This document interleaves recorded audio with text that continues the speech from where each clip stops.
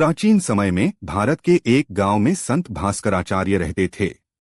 वे अत्यंत तपस्वी और ज्ञानवान थे। उनका जीवन भक्ति, अध्ययन और ध्यान में व्यतीत होता था। गांव में अचानक अत्यधिक अंधकार और गर्मी फैल गई। सूरज की किरणें इतनी तेज थीं कि खेतों की फसल सूख रही थी और लोग परेशान हो गए। गांव वाले संत्रास में पड़ गए।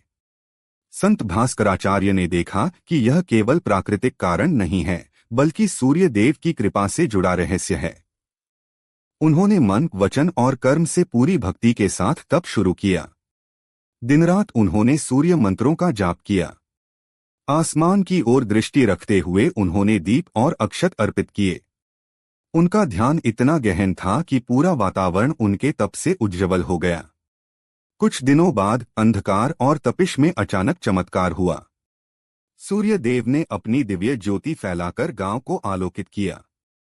उनके प्रकाश से खेतों में हरियाली लौट आई, जल स्रोत फिर से जीवित हो गए और लोगों के घरों में खुशहाली आ गई।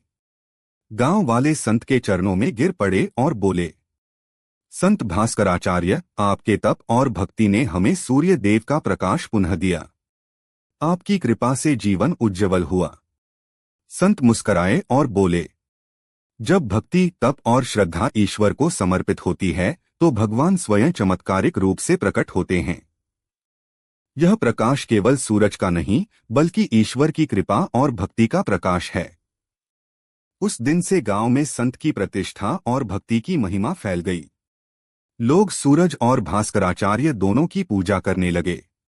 मुझे कमेंट बॉक्स में बताएं कि कहानी कैसी लगी और चैनल को लाइक और सब्सक्राइब करें।